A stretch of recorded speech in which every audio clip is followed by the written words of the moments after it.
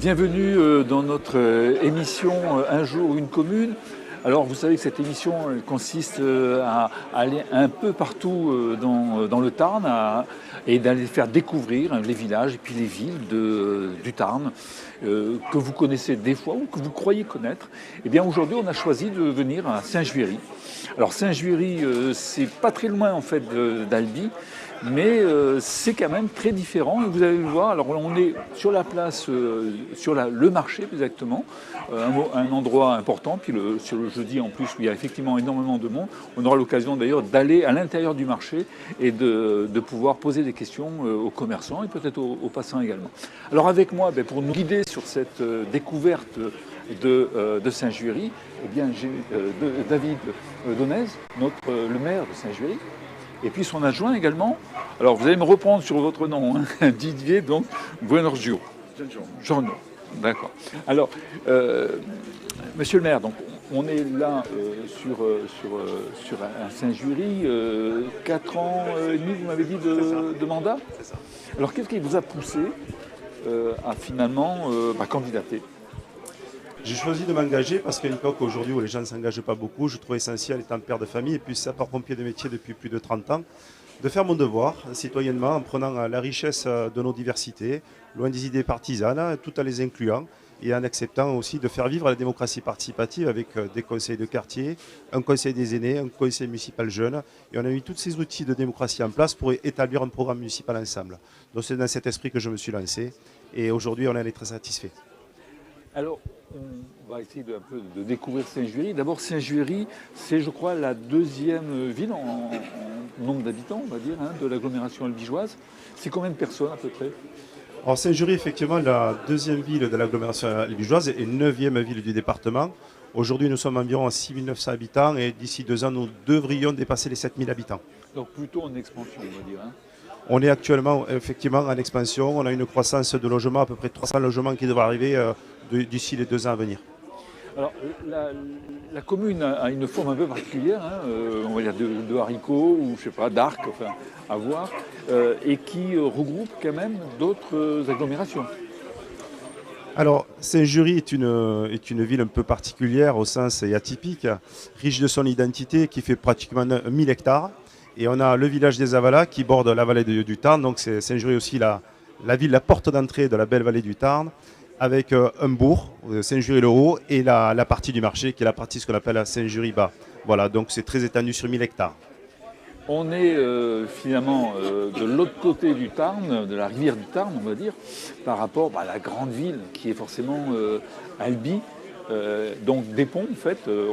Est-ce que ça isole finalement cette position de Saint-Juéry, lui permet d'avoir sa propre identité, dans la mesure où justement il y a une rivière entre les deux?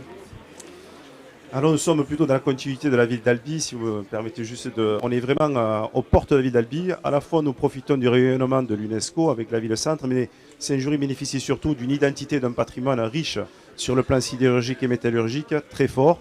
Et nous avons à cœur aussi de nous inscrire dans cette agglomération en étant une ville force de son caractère, de son identité, tout en bénéficiant des atouts de l'UNESCO et de la ville-centre d'Albi. D'accord, ça reste quand même une proximité, on va dire. Hein. Les deux villes sont intimement liées, tout à fait. Alors, je me tourne vers vous. Bonjour. Alors, donc, vous êtes le maire adjoint, adjoint au maire. On est ici sur le marché. Alors, ce marché, c'est un lieu, je veux dire, qui est finalement un lieu de rencontre pour la totalité des personnes qui viennent ici régulièrement, c'est ça? Oui, c'est un lieu de rencontre pour les Saint-Juériens, mais également au-delà, hein, puisque le rayonnement du marché, c'est quand même les plus importants du département. Hein, vous avez pu le constater, puis vous le verrez, si j'ai bien compris, tout à l'heure sur le terrain. La diversité du marché, c'est un petit peu ce qui fait sa richesse et sa renommée, hein, je dirais, puisque bon, peut-être on a 30 ou 40% de Saint-Juéens sur le marché, et les autres sont des communes avoisinantes, notamment dans la commune d'Albi. Donc oui, c'est un marché qui est très couru. Hein, et puis qui surtout propose des produits de qualité, nous avons des revendeurs, mais il y a surtout des producteurs. Et il y a même dans le marché donc, des producteurs bio qui se sont insérés depuis peu. Et il y en a une dizaine qui permettent d'offrir aux clients du marché donc des produits de qualité et surtout cette diversité que beaucoup recherchent. Alors, vous êtes, je crois que vous m'avez dit que le marché n'était pas implanté traditionnellement ici. La raison d'être venu ici, c'est la place peut-être, non? C'est la place, effectivement. Le marché, je n'ai pas connu, mais il y a quelques années, était beaucoup plus confidentiel. Après, la commune, comme l'a dit monsieur le maire, s'est étendue avec l'usine.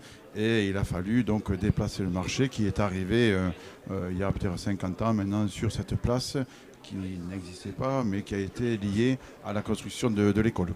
D'accord. Voilà. D'accord. Alors c'est vrai qu'on a pas mal de bâtiments qui sont, on est vraiment au centre, hein, parce qu'on a un établissement scolaire, je crois. Tout à fait, tous les services publics sont à proximité, quasiment, même les commerces, les services de proximité. Donc vraiment, on est quasiment au cœur de la ville de Saint-Jury, et c'est vraiment le lieu de rencontre qu'on souhaite et qui nous fait vraiment très plaisir.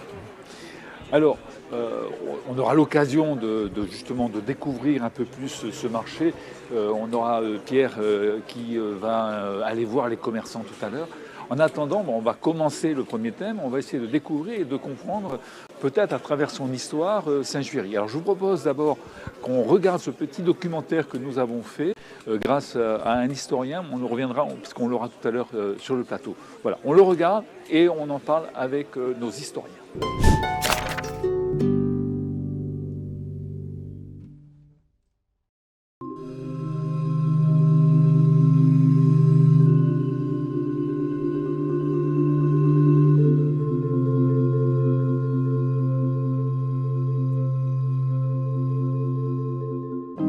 Saint-Juéry dans le Tarn est une ville dont l'histoire est née de la rencontre de la géologie et de l'homme. Le Saut de Sabot en est l'acteur principal. Ce site naturel, avec sa cascade impressionnante, a toujours été un point de rencontre stratégique. Au Moyen-Âge, une passerelle en faisait un lieu de passage pour les pèlerins et les marchands. De chaque côté, un marché prospérait, sous l'œil vigilant d'une tour de guet qui sécurisait ce carrefour vital. C'est en 1165 que Raymond Ier de Trencavel renforce cette position en construisant le château de Saint-Juéry. Cet édifice, fruit d'un accord avec la seigneurie papale de l'Escure, symbolise l'importance croissante de la région. À l'époque, la ville portait encore le nom de Santi-Jory, puis Saint-Géory en 1642 et ne deviendra Saint-Juéry que bien plus tard.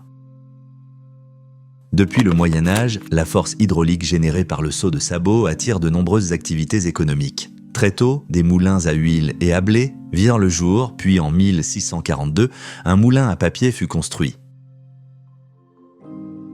Mais c'est à la révolution industrielle que Saint-Juéry doit son véritable essor. Dès 1793, la forge révolutionnaire du Saut de Sabot fabrique des boulets de canon. Mais tout bascule en 1824, lorsque Garrigou, Massenet et James Jackson y établissent une fonderie d'acier. Soutenue par les capitaux du maréchal Soult, cette première aciérie française se spécialise dans la fabrication de faux et de lime, amorçant l'âge d'or industriel de la ville. En 1832, l'industriel Léon Talabotte donne encore plus d'élan supplémentaire à ce développement. 1914, la Première Guerre mondiale éclate et les forges du Saut du Tarn deviennent un acteur clé de l'effort de guerre, produisant des obus, des pelles et des pioches pour l'armée française. Chaque jour, 3000 ouvriers envahissent les ateliers. C'est l'âge d'or des forges qui va durer plus d'un siècle. 1983 marque la fin d'une époque. Les forges ferment leurs portes, marquant un tournant pour Saint-Juéry et la fin d'une épopée humaine et industrielle. Saint-Juéry doit, à présent, se réinventer. La cité, forgée par l'eau et le feu, est bien plus qu'une simple ville du Tarn. C'est un lieu où la nature et l'histoire se sont rencontrées et se rencontrent encore pour raconter l'extraordinaire aventure des hommes. Un patrimoine unique, ancré dans le cœur de ses habitants et dans l'histoire de France. On vient de voir un petit reportage. C'est vrai que 2 minutes, c'est un peu rapide pour quelques siècles d'histoire, mais on a déjà un peu vu ce qu'il en était. Alors on a réalisé justement ce documentaire avec l'aide d'un de mes deux invités, donc Jean Vabre. Bonjour. Alors vous êtes président de l'association Saint-Juéry Patrimoine. Voilà. Voilà, et c'est vous qui nous avez donné beaucoup de documents pour pouvoir justement essayer de tracer très rapidement cette histoire. Et puis Michel Taillac, voilà, président du Cercle Occitan. C'est un nom occitan peut-être déjà aussi? Non, même pas. Ouais, bon. Voilà, et on parlera également, voilà, l'importance de l'Occitan et de l'Occitanie, on va dire, dans l'histoire forcément de Saint-Juéry. Alors, on va discuter un petit peu, alors on a un peu de temps pour essayer de compléter finalement ce que nous avons vu. On s'est appuyé d'ailleurs sur ce que vous nous aviez dit, c'est-à-dire il y a finalement une jonction entre d'un côté la géologie, c'est-à-dire en fait ce fameux saut du sabot. Le saut de sabot qui était un lieu de passage. Voilà. C'est ça, avec une passerelle. Ouais, et du coup l'endroit où les premières habitations sont venues se mettre en place, c'est ça? Voilà, disons que ça a d'abord été sécurisé par une tour, voilà. Et donc il y a eu une tour, puis un château qui a été construit en 1965, voilà, par Roger de Trencavel. Pour qu'on ait une idée, ce château, donc c'est l'église là. C'est à côté de l'église, voilà. Sauf que maintenant, il ne reste qu'un bout du château, puisque à la construction de l'église actuelle, qui a remplacé l'église romane, il a été aux 3/4 détruit, quoi. Voilà. Donc c'est la partie haute de Saint-Juéry, on va dire. C'est Saint-Juéry-le-Haut qu'on appelle, nous, voilà. Alors, du coup, le passage finalement du Tarn, qui est quand même une rivière assez large, oui, avait des facilités de ces roches, c'est ça? Oui, alors c'est le rocher qu'on appelle de Caramantran, voilà, qui vient du nom de carême entrant, voilà. C'est au nom de... c'est à ce moment-là, c'est au carême entrant que autour du marché du Saut de Sabot qui se tenait de part et d'autre de ce passage. Voilà, tenez bien votre micro bien en face. Voilà, oui, qui se tenait de part et d'autre de ce passage, que beaucoup de transactions se passaient au carême entrant. Et donc ce rocher a pris le nom de Caramantran. Voilà, a pris le nom de Caramantran. Donc, voilà. Alors, la naissance de Saint-Juéry vient de cette passerelle. Je vais passer justement la parole donc, à Monsieur Taillac, puisque on a parlé hors antenne, on va dire, de ce nom du saut de sabot. Deux sabots. Voilà. Alors, ils n'ont pas du sabot. Et pas du sabot. Voilà. Qui aurait peut-être plus... Rien à voir avec le sabot qu'on met au pied. D'où vient cette appellation? Alors, en fait, sabot, accentué sur la dernière syllabe en occitan, c'est l'ancien nom du lieu d'Arthès. Et donc, Arthès, c'est ce qu'on appelle une bastide. Et les bastides, ce sont des créations villageoises à partir de rien, qui ont été créées autour du XIIIe siècle, pas avant, à l'occasion d'un développement démographique de la population. Et puis, ça s'est éteint après, au XIVe siècle, avec la grande peste. Là, on ne parlait plus de développement démographique. Mais il y avait beaucoup de bastides la moitié dans la région, de la population de l'Europe qui est morte. Alors, quand on regarde la géographie du coin, il y a les lieux d'avant la création des bastides, et puis il y a les bastides. Alors, les bastides, c'est Villefranche-d'Albigeois, c'est Blaye, c'est Florentin, c'est la bastide de Lévis, etc. Alors, revenons sur le nom de... Voilà. Alors, les anciens, c'est Arthès. Arthès est une bastide aussi.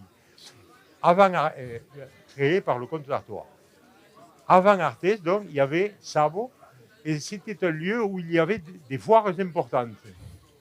Et donc, moi je dis, saut de Sabot, saut du Tard, il y a une petite différence entre les deux dénominations. En fait, une perpendiculaire. Saut de Sabot, c'est le saut pour aller à Sabot, au lieu où se tenaient les fameuses foires, alors que le saut du Tard, c'est le saut de la rivière. Donc, en fait, depuis des temps immémoriaux, il y avait une passerelle en bois sur les rochers. à l'endroit le plus étroit. Et donc, pour moi, Saut de Sabot, c'est le long de la passerelle. À preuve, c'est que on trouve une histoire qui dit que la passerelle a disparu au moment des guerres de religion. Ce sont les habitants d'Arthès qui y ont mis le feu, de manière à éviter que des soldats qui avaient fait des dégradations sur l'autre rive n'arrivent à Arthès. Et les gens ensuite ont parlé de Saukramat, le Saukramat, le seau brûlé, pour désigner l'endroit. Donc ça montre bien que Saut de Sabot, quelque part, c'était la désignation de la passerelle. Alors, on va poursuivre. Alors, Sabot, c'est un nom d'origine gallo-romaine. Ça viendrait d'après l'abbé Nègre du nom de personne Savanus. D'accord. Alors, je reviens vers vous. On voit que on va dire la création de Saint-Juéry, c'est pas faite comme des cités comme Albi ou Castres. C'était pas forcément un endroit. C'était un endroit parmi d'autres. Oui. Comment justement il y avait d'autres communes, je crois, qui peut-être faisaient la compétition pour avoir un peu le dessus sur les autres. Oui, alors c'est vrai que Saint-Jury qu'à l'époque, puisque les Avalas étaient même peut-être, il y avait une population qui était plus importante aux Avalas qu'à Saint-Jury, puisqu'aux Avalas, il y avait beaucoup d'Albigeois qui au cours des pestes, tout ça, revenaient vers les Avalas pour se mettre à l'abri. Et Saint-Jury, disons que ça a vraiment pris son effort à la Révolution et en 1823, quand le Solutar qui ne s'appelait pas encore le Solutar, quand Alexis Massenet et Gary Hugo est venu implanter l'usine à Saint-Jury, qui était alors au Basacle, mais comme ils cherchaient un endroit plus propice pour développer leur industrie de faux et de lime, sont venus à Saint-Jury. D'accord. Donc et c'est à partir de ce moment-là que ça s'est développé. Voilà. Okay. Parce que finalement, il n'y avait pas grand-chose à Saint-Jury-d'Eau. Et une question comme ça, de néophyte, on va dire, en fait, pourquoi ça ne s'est pas produit plutôt de l'autre côté de la rive, du côté d'Arthès? Pourquoi on n'a pas installé cette aciérie de l'autre côté? On aurait pu. Oui, mais disons que de l'autre côté, c'était plus abrupt. Tandis que du côté rive gauche, il n'y avait plus de place pour s'installer. Voilà. Parce que c'est vrai qu'il y avait aussi côté rive droite, il y avait des moulins, mais c'était plus important rive gauche. Voilà. Et après, c'est la rive du chemin de fer qui a fait que finalement Saint-Jury s'est développé plus que du côté Arthès. Alors, on va tout de suite rentrer dans le grand moment finalement industriel, parce que Saint-Jury, c'est quand même plutôt l'histoire de l'industrie, et c'était les aciéries. Pourquoi finalement une aciérie comme ça à Saint-Jury? On aurait pu avoir d'autres types d'activités. Pourquoi les aciéries? Là, il faut dire qu'au départ, quand la compagnie Massenet et Garrigou s'est développée au Basacle, le maréchal Soult, qui était un gros financier, donc il avait c'est lui qui a proposé aussi de venir sur Saint-Jury parce qu'il connaissait il connaissait l'endroit. Donc c'est avec le maréchal Soult que le Solutar s'est vraiment développé. D'accord. On peut peut-être dire la réponse à votre question, c'est le point de rencontre entre l'énergie, le charbon de Carmont et le fer du Fraiss. C'est ça. Le fer était déjà le fer, le charbon et l'énergie, la chute. Ils ont cherché, Massenet, disons qu'il a cherché un endroit où il pouvait trouver tous les ingrédients pour développer son entreprise. D'accord. Donc c'est ce qui a finalement été le moteur du développement. Voilà. Combien de personnes travaillaient, on le sait, travaillaient dans Alors, jusqu'à Léon Talabot, puisqu'après c'est Léon Talabot qui a repris cette entreprise, il y avait à peu près 450 employés. C'est au cours de la Grande Guerre, de la Première Guerre mondiale, que là c'est monté à 3500. Parce qu'on fabriquait beaucoup d'obus. Voilà. Énorme, oui. 3500 ouvriers. Alors, on s'aperçoit que finalement, l'activité, elle a été très très liée, elle a suivi l'histoire, puisque je crois qu'il y avait des boulets même pendant le... Oui, puisque c'est en 1793, voilà, quand l'Espagne nous a fait la guerre après la mort de Louis XVI, hein, voilà. Donc ils ont cherché un endroit aussi pour faire des boulets, hein, puisque les canons étaient fabriqués au lycée Rascol, hein, enfin, hein, par Gillet, et les boulets étaient fabriqués ici. Voilà. Et au bout de 4 ans, ça s'est terminé. Donc c'est sous l'âge de Carmont qui a racheté l'entreprise, qui en a rien fait, et c'est Massenet après qui a repris la suite. Entendu. Bah, écoutez, je crois qu'on malheureusement c'est court. Hein. On a que 13 minutes pour parler de l'histoire, ce que je vous le disais. Hein, on a énormément de choses potentiellement à dire. Bon, toute personne qui s'est intéressée, de toute façon, on retrouve des écrits. Alors vous avez beaucoup écrit, je crois, sur... Oui, on a écrit un peu sur tous les thèmes, hein, que ce soit des voies ferrées, sur l'eau, sur Saint-Jury, comment Saint-Jury s'est développé dans la révolution industrielle, voilà. Voilà, on n'a pas eu le temps non plus de parler de légende, hein, puisque vous en avez touché un mot aussi, déjà. Ouais. Bon, tout ça, on peut le retrouver. Si je peux compléter juste un petit peu. Alors rapidement, parce qu'on... Juste pour dire par rapport à l'histoire du saut de sabot et de la passerelle, par rapport à cette histoire-là, dire qu'avec nos amis artésiens, c'est pas une passerelle qui nous éloigne, mais une passerelle qui nous relie aujourd'hui. Voilà, très amicalement. Oui. Merci. Alors, on vous a dit tout à l'heure qu'on allait aller au cœur de ce marché, puisqu'on est installé là et qu'il y a plein de gens tout autour de nous. Et du coup, on avait pour objectif de peut-être d'aller poser la question et de découvrir peut-être aussi des produits purement locaux. Alors c'est Pierre Guillet qui donc a décidé d'y aller. Alors lui, il est intéressé par le fromage, m'a-t-on dit. Et je crois que le fromage ici, c'est quelque chose de sérieux. Hein. Voilà. Je ne sais pas si on l'entend. Oui Eric, effectivement, je suis avec Damien, vous voyez, les Polinétoises. C'est un superbe stand de fromage. Et d'ailleurs, vous pouvez peut-être le constater, elle va nous le montrer avec sa caméra, Hakim. Vous avez 2 diplômes ici, médaille d'argent et surtout médaille d'or, 2024 notamment, pour l'un de ces fromages. Alors je crois que c'est celui-ci, mais il va nous le dire dans un instant. On va le laisser terminer de servir ces dames, parce que depuis tout à l'heure, ça n'arrête pas. Mais forcément, quand on fait des bons fromages, on a toujours du monde, évidemment. C'est tout du brebis? Voilà, c'est tout du brebis fabriqué sur l'exploitation qui est à 30 km d'ici. Où exactement? Donc à Poliné, donc, dans la contrefort des monts d'Alban. D'où les Polinétoises, forcément. Voilà, tout à fait. Alors qu'est-ce que vous avez comme type de fromage là exactement? Donc nous, on est principalement des produits à pâte molle, à pâte lactique, un peu comme le fromage de chèvre, quoi, si vous voulez, quoi. Ça, c'est nos produits phares. Et après, on fait des produits accessoires comme les yaourts, les crèmes dessert, voilà. Alors, quel est le fromage qui a été médaille d'or? Les deux, donc on a présenté 2 fromages, quoi. Et c'est ceux-là qui ont été primés. Un a eu médaille d'or, l'autre médaille d'argent, quoi. C'était par catégorie, quoi, de fabrication, c'est-à-dire que donc il y avait en catégorie pâte molle, donc c'était un championnat de France qui prenait chèvre, vache et brebis, quoi. Mais donc tous les fromages qui étaient faits en pâte molle, quoi. Vous, c'est exclusivement brebis, on est d'accord? Voilà, nous c'est exclusivement brebis, mais il y avait donc dans le concours, quoi, les autres espèces qui concouraient pour la même médaille, quoi. Voilà. Alors c'est celui-ci, hein? C'est le cœur cendré. Ouais.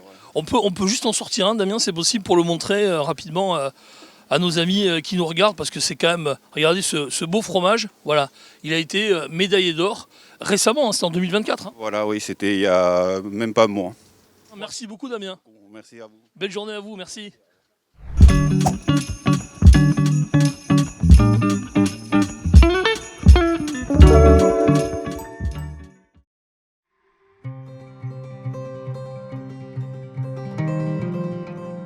Si vous habitez dans le Tarn, vous avez sûrement déjà croisé l'une de ces nombreuses sculptures.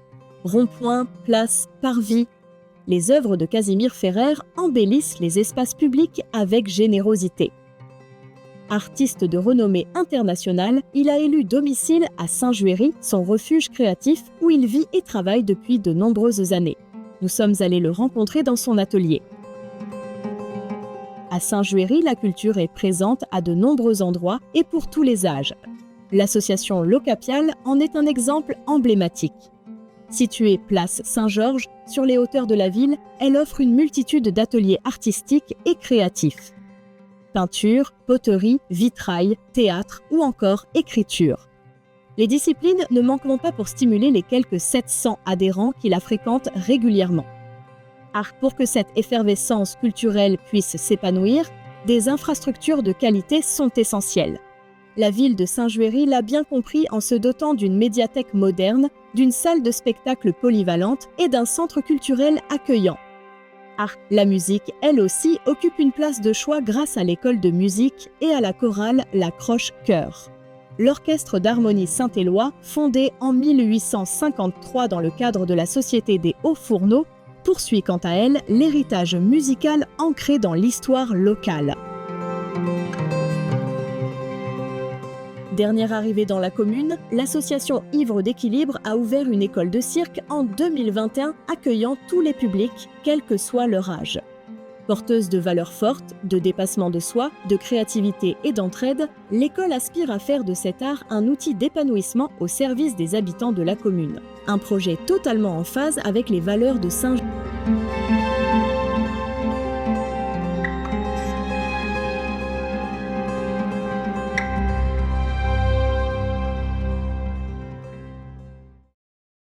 Eh bien, regardez dans quel cadre nous sommes, magnifique à Saint-Juéry, dans le Tarn, ville de 7000 habitants qui tire son nom occitan de Saint-Georges. Une ville riche culturellement qui, malgré sa proximité avec Albi, tire son épingle du jeu avec une grande diversité de manifestations et d'animations culturelles. Nous allons justement nous y intéresser avec David Donez, maire de Saint-Juéry. Bonjour, monsieur le maire. Bonjour.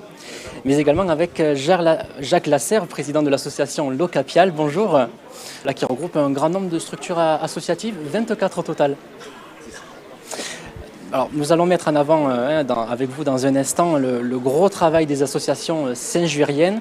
Alors, si je vous parle de cirque, cela éveille certainement des souvenirs pour certains d'entre vous et pour les plus jeunes des étoiles dans les yeux. Eh bien, c'est Julien Lemoine qui va raviver des souvenirs ou peut-être vous faire rêver dans une poignée de minutes. Bonjour Julien Lemoine. Alors, il est le président de l'association Ivres d'Équilibre et puis un artiste incontournable et emblématique de la région, de renommée internationale dont les sculptures ont été adoptées par de nombreuses villes du Tarn et de l'Aveyron. C'est Casimir Ferrer, bonjour. Bonjour. Et il y a un ancien pompier, on me dit, ça c'est pour David Donez. Oui, pendant 25 ans. Voilà, pendant 25 ans. Alors, précurseur du concrétisme, vous allez tout nous expliquer sur cette forme bien mystérieuse. Alors dites-nous en plus, qu'est-ce que le concrétisme? Alors le concrétisme, c'est le mélange de la peinture et de la sculpture. C'est-à-dire que le sujet démarre en peinture sur la toile et devient concret, tout bêtement, avec la sculpture qui se projette vers le spectateur. Alors une particularité, vous êtes entièrement autodidacte. Est-ce que cela signifie que peindre ou sculpter, c'est pour tout le monde finalement? Effectivement, si je suis arrivé là, c'est que ça peut arriver à tout le monde. Alors vous êtes passé du dessin à la peinture, en passant du pastel à l'acrylique, l'aquarelle, l'huile, et tout vous réussit. Est-ce que la peinture a encore des secrets pour vous? Les secrets, il y en a tout le temps. Il y en a tout le temps et on n'arrive jamais au bout. Faut savoir qu'on apprend tous les jours. Et puis bon, c'est pour ça qu'on a le temps de mourir, parce qu'il y a tellement de choses à savoir qu'on n'aura jamais le temps de tout comprendre. Alors vous êtes représenté quand même par une quinzaine de galeries en France et à l'étranger. Votre succès vous a amené à voyager notamment jusqu'aux États-Unis ou encore au Canada. Est-ce que le fait de voyager, ça vous donne un œil peut-être plus aiguisé sur ce que vous choisissez de peindre? Oui, puisqu'on est obligé de rencontrer des gens, et puis on découvre des nouvelles civilisations, etc., des façons de penser différentes. Mais quand on s'aperçoit que à Saint-Juéry, par exemple, il y a un confort de vie, tu as regardé tous ces gens-là qui sont là, ils sont heureux. Hein. Bien sûr. Et au jour d'aujourd'hui, c'est important parce qu'avec tout ce monde en turbulence, c'est un atout important. Bon, une ville où il fait bien vivre. Voilà. Alors, et parlons de ces sculptures métalliques absolument fabuleuses, à la fois très verticales. D'où vient votre inspiration? Alors l'inspiration chez moi elle est constante. Et comme ma femme me dit, tu penses toujours à ce que tu vas faire dans la minute qui suit. Non, c'est vrai, mais bon, c'est un caractère, c'est ça.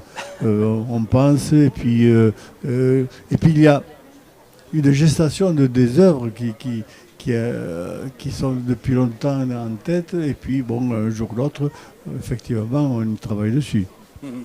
Casimir Ferrer, on est ravis de vous avoir parmi nous. Quand on pense à la ville de Saint-Jury, il y a le nom d'une figure emblématique qui revient souvent, c'est le vôtre, Casimir Ferrer. Merci à vous. Merci. Alors juste à côté, je vous représente Jacques Lasserre, vous êtes le président de l'Ocapial qui propose chaque semaine des activités sportives, de loisirs et culturelles. Racontez-nous comment est née cette association. Cette association est née par deux activités toutes petites à l'époque. C'était la pétanque et je ne sais plus quoi d'autre d'ailleurs. C'était la gymnastique, voilà. Et puis au fil du temps, ça s'est amplifié pour atteindre actuellement 850 licenciés et nous avons 25 activités. Donc 13 activités sportives, 12 activités culturelles. Alors l'Ocapial, il faut bien dire, qui est un nom occitan. Exactement. En gros, ça veut dire la tête. La tête, Le cap. tout simplement. On apprend l'occitan d'ailleurs au Capial. On apprend l'occitan exactement tous les jours, c'est important de garder nos racines. On l'a vu dans la vidéo, 700 adhérents de tout âge qui contribuent parfaitement à la vie sociale de la commune. Est-ce que c'est quelque chose de crucial pour vous, à savoir être une association multi-activité ouverte à toutes les générations? Ah ben c'est absolument ça. Ouvert à toutes les générations, oui, puisque nous allons de l'école de danse où il y a des enfants de 4 ans jusqu'à la rando où on a des marcheurs qui approchent les 90 ans. Donc vous voyez qu'on est vraiment, il y a toutes les générations qui cohabitent, je veux dire, mais bon, il faut quand même reconnaître que sur les activités qui ont lieu en journée, on a quand même une forte majorité de personnes retraitées. Voilà. Bon, sur les activités culturelles, non, parce qu'on en a beaucoup le soir. Donc sur le vitrail, la poterie, tout ça, effectivement, il y a encore pas mal de jeunes qui sont intéressés. Et on en arrive même à refuser du monde parce que c'est pas extensible, hein, les tours, les fours, tout ce dont on a besoin pour pratiquer ces activités. Bien sûr. Et alors, par ailleurs, vous proposez aussi des manifestations. On peut citer l'une des plus anciennes, la fête des châtaignes, qui s'est tenue d'ailleurs le 10 novembre dernier. Quels sont les prochains temps forts de cette saison? Bon, les prochains temps forts de la saison, c'est déjà les lotos, puisque effectivement une association pour vivre a besoin d'argent, donc il faut bien. Mais c'est surtout la grosse manifestation, c'est le trail des forgerons qui a lieu le 3e dimanche de mars et sur lequel il y a à peu près 1 millier de coureurs qui viennent sillonner les chemins de Saint-Jury. C'est une manifestation importante déjà pour le Capial en termes d'organisation parce qu'on approche les 90 bénévoles pour faire cette organisation. Et effectivement, donc c'est le 3e dimanche du mois de mars. Ouais. Bon, donc on retient dans les agendas le 3e dimanche du mois de mars pour le Trail des Forgerons. Et pour en savoir beaucoup plus sur l'association, vous allez sur le site internet locapial.org. C'est Jacques Lasserre qui en est le président. Merci à vous. Merci. Monsieur le maire, c'est important d'avoir une association comme celle-ci sur la commune de Saint-Jury. Alors Jacques, avec la modestie qui le caractérise, et on a dépassé largement les 800 adhérents. Il faut une belle équipe aussi, Jacques, autour de toi pour tenir cette association. C'est important parce qu'il l'a rappelé, c'est d'une part intergénérationnel. Et puis le tissu associatif local, c'est ce qui fait aussi la force de la ville de Saint-Jury. Donc c'est ce qu'on doit à nos associations. Il y a du lien social, il y a du lien, voire des fois à des moments amical, voire fraternel. Et c'est très important sur Saint-Jury. Dans les temps qui sont un peu troubles, comme l'a rappelé notre ami Casimir, d'avoir cette solidarité. Je remercie Jacques et son association de faire ce travail au quotidien. Une autre association, vous allez voir, qui est tout aussi intéressante et pleine d'ambition, avec Julien Lemoine, président de l'association Ivre d'équilibre, qui a ouvert récemment une école de cirque route d'Avala à Saint-Jury. C'est ça, oui, bonjour. Alors pour préciser, je ne suis pas président, je suis coordinateur. La présidente ne peut pas être là ce matin. Mais effectivement, du coup, nous, on est une jeune association sur le territoire de Saint-Jury. Ivre d'équilibre, ça a 3 ans ici. Contrairement à l'Ocapial qui doit avoir une 40aine d'années, quelque chose comme ça. Voilà, un peu plus du coup. Et Alors, comment elle est née cette association? alors du coup, cette association, elle est née par une étudiante qui est arrivée sur le territoire albigeois et qui a vu qu'il n'y avait pas d'école de cirque sur le territoire.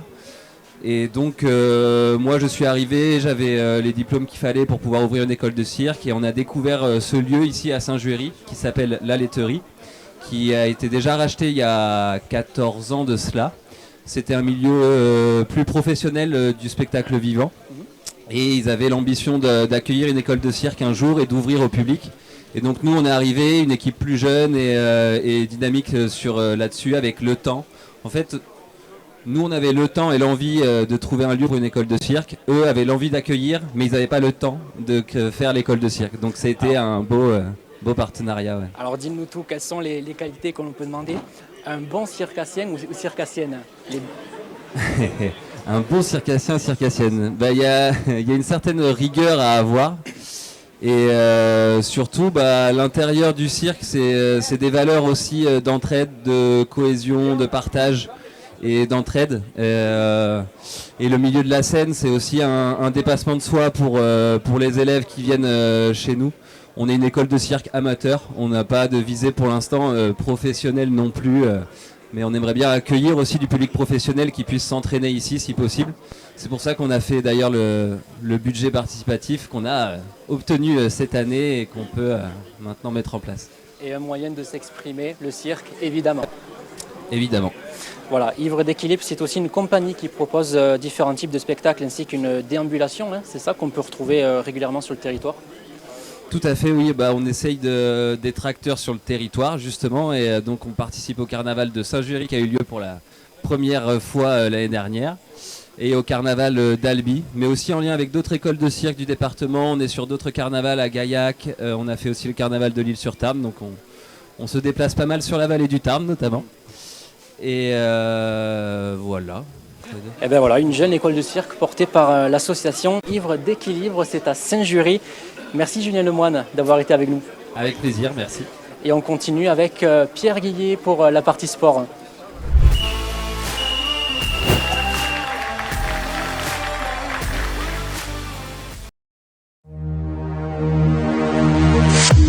Oui Eric, et nous sommes à quelques pas, figurez-vous, de l'espace aquatique Taranis, qui se trouve Côte des Brues, qui propose énormément d'activités. Alors il faut savoir que Taranis, c'est un dieu de la mythologie celtique gauloise, dieu du ciel et de l'orage. Ça c'est pour la partie historique. Vous voyez ce bassin intérieur, on peut y pratiquer l'aquabike, l'aquafitness, diverses activités aquatiques. Il y a également des cours d'aquaphobie, si vous avez peur de l'eau par exemple.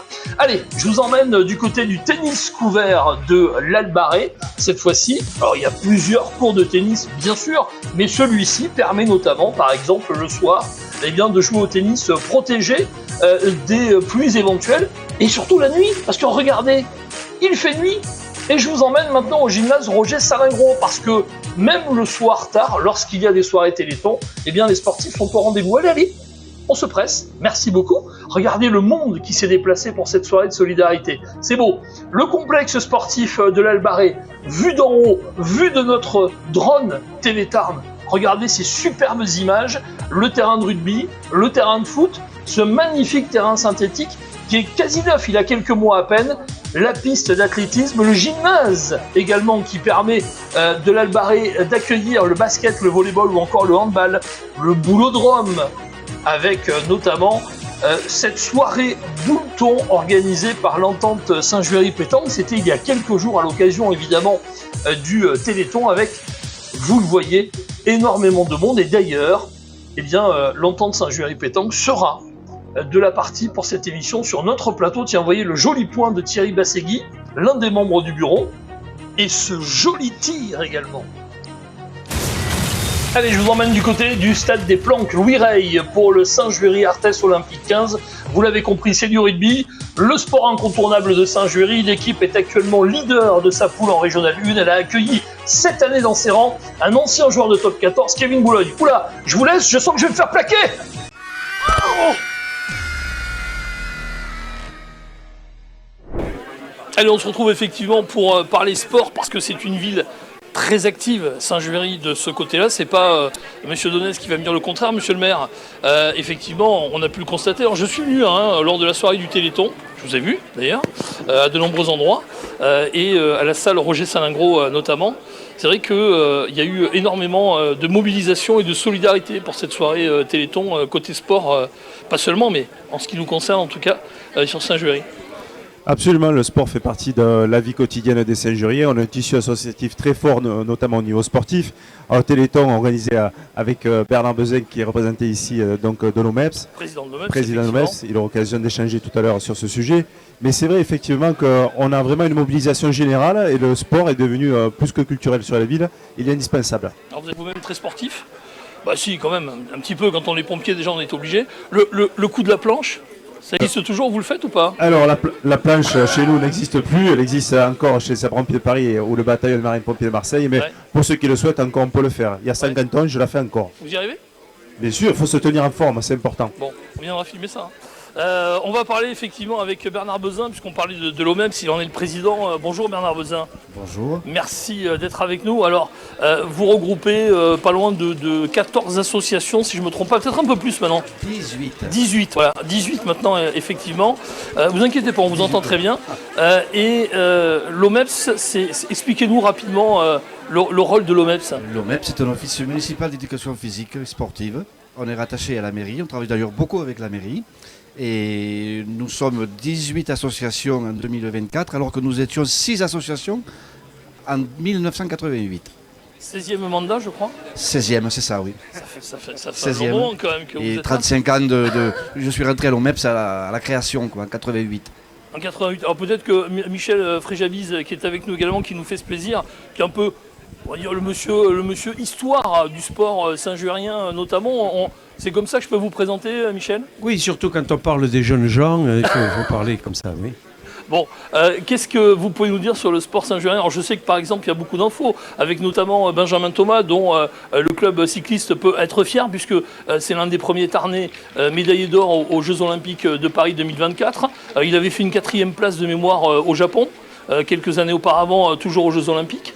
Oui. Et puis il y a quand même aussi des noms qui sont passés par ici. Oui, alors si on parle de cyclisme, là, j'ai été obligé de prendre l'affiche, j'ai bien fait, parce que le SJ au cyclisme créé par M. Chuda en 1950 a produit quand même des garçons comme Cédric Cotouli, qui a été pro pendant 10 ans, Stéphane Pouillès pendant 12 ans, Romain Campistrous, qui a eu 6 victoires en élite, Nathan Van de Pitt, Benjamin Thomas, vous avez parlé de lui, Manon Souiri, et Lilian Calmejane, qui a quand même remporté une étape de la Vuelta et une étape du Tour de France, l'année même où il avait ramené sa licence au SJO cyclisme. Alors il faut préciser que Benjamin Thomas est vaurien, il est natif de Lavore, et qu'il a effectivement eu une licence au club du SJO cyclisme de Saint-Juéry, il y a quelques années maintenant. En catégorie Benjamin. Voilà, mais c'est vrai que le club l'a regardé avec beaucoup d'intérêt durant ces Jeux Olympiques de Paris 2024, évidemment. Oui, puis il faut souligner combien le cyclisme est un sport qui réclame énormément d'efforts. Il y a une énorme solidarité, il y a beaucoup d'humilité chez ces gens-là que j'admire vraiment, parce que je suis par ailleurs donc ce club comme d'autres, et vraiment leurs efforts, leur dévouement sont absolument méritoires. Mais si on parle de sport ici, il faut commencer peut-être au niveau du foot et du rugby, et Yvon Houlès le disait, par le stade de la Planque Louis Rey, qui voyait au début du siècle dernier alterner rugbymen et footballeurs les uns et dans les autres pour mettre les poteaux, alors, pour si changer. Je peux me permettre, et basket Ah, également, parce que basket. ça se jouait au départ sur la terre, avant qu'il y ait des terrains de basket, et au Planque il y a eu de grands joueurs de basket, dont notamment Louis Berthorel, qui a été donc international des années 50 ou 60 et qui effectivement a porté très haut l'image du sport tarnais. Alors on a aussi d'autres grands champions, et en athlétisme on a quand même eu Virginie Michanol, donc qui a été la plus jeune de la délégation française d'athlétisme porte-drapeau Paris 2003, et qui a fait les JO Pékin 2008. dans le 4x400 féminin français. Effectivement, donc ça fait quand même un beau palmarès de sportifs, hein, David Denez, dans cette ville de Saint-Juéry. Et puis il y en a d'autres qui se préparent parce qu'il y a un gros travail qui a été fait. On a été voir tout à l'heure dans notre reportage les enfants également qui sont assez nombreux à pratiquer un sport. On a vu l'espace notamment Taranis, également la partie aquatique qui va d'ailleurs, je crois, revêtir un peu, enfin il va y avoir un petit peu de l'esthétique, hein, je crois, sur ce bâtiment. Vous allez retravailler quelques petites choses, c'est ça ? Alors l'espace d'abord aquatique Taranis, c'est d'abord un espace communautaire. Il n'est pas dirigé directement par la municipalité. Donc en tant qu'élu communautaire, nous avons porté un projet donc, avec l'agglomération bigeoise de pouvoir ouvrir le bassin extérieur toute l'année au Saint-Jurien, mais tout un bassin également. Donc ça sera un bassin dit nordique, un bassin d'eau chauffée, dans lequel effectivement toutes nos associations, mais ainsi que nos collégiens, pourront utiliser toute l'année. Donc c'est pour nous, ça amène une vraie dynamique supplémentaire et sportive à toutes nos associations et tous nos administrés. Alors on va se tourner du côté de François Valade qui nous fait le plaisir d'être là aussi. Salut François, on se connaît bien nous. Hein. Donc on va pas faire semblant, on va se tutoyer. Entraîneur du SJAO, félicitations déjà parce qu'il caracole en tête. Leader sur cette première partie de saison quasi terminée, il reste 2-3 journées. Le bilan rapidement, bon, forcément positif. Même si je sais, parce que je te connais un peu, que tu es très perfectionniste et que tu veux toujours plus. Oui, c'est ça. Alors on est quand même satisfait des résultats sur cette première partie de saison puisqu'on a fini les phases allées ce week-end face à Montredon. On a remporté 5 points, on a pris le bonus offensif face à cette équipe. Non sans difficulté, c'était une partie engagée, mais satisfait sur le contenu, satisfait sur le bilan comptable pour cette partie parce qu'effectivement... Comme tu le disais, il y a eu des matchs qu'on a eu remportés parfois à la planque avec un contenu décevant. On se devait de rectifier quelques paramètres. Je pense qu'on l'a fait de belle manière ce week-end-là et ça sera que de plus belle, j'espère, pour la suite, pour attaquer les phases retour. Des Verfeuilles d'ailleurs le week-end prochain en déplacement. Avec dans les rangs notamment de l'équipe depuis cette saison notamment, un ancien joueur de Top 14 et de Pro D2 notamment, la personne de Kevin Boulogne. Bon, j'imagine que ça apporte un plus également et que ça permet peut-être là aussi pour les autres joueurs de l'équipe d'avoir un taulier là pour le coup. Oui, c'est sûr que c'est important. On s'appuie énormément sur son expérience. Après, il faut savoir que l'an dernier, déjà, on avait sorti une belle saison. Ouais. On a fait une belle saison en ayant un beau milieu de tableau. On a remporté le Challenge Occitanie. Donc, l'important pour nous, c'était de stabiliser l'effectif. On a réussi à le faire. En plus de ça, l'arrivée de Kevin Boulogne, c'était important. Je note aussi l'arrivée d'Antoine Laforgue qui est arrivé de Gaillac, Valentin Oulès qui arrive lui de Servien-Bougeant et qui nous amène aussi un petit peu plus de profondeur. Donc toutes ces choses-là font qu'on arrive à stabiliser les choses et puis à accroître un petit peu la qualité de l'effectif. Donc c'est important, quoi. Les objectifs, ils ont été fixés avec Cyril Tardieu et Guillaume Viala, qu'on salue au passage, les deux présidents de Saint-Juéry.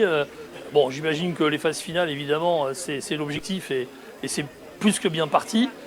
Est-ce qu'il y a un palier supplémentaire ? Est-ce qu'il y a une montée envisagée ou pas encore ? On n'en est pas là ? Non, on ne peut pas dire qu'on en est là parce qu'on sait que c'est très très resserré jusqu'à la fin. Ça fait ma 3e saison maintenant sur Saint-Jury et j'ai vu ce qui se passait au-dessus de nous sur les années précédentes. Jusqu'à la dernière journée, il y a plein de choses qui peuvent se passer. Puis surtout, on est humble, on veut amener les choses progressivement.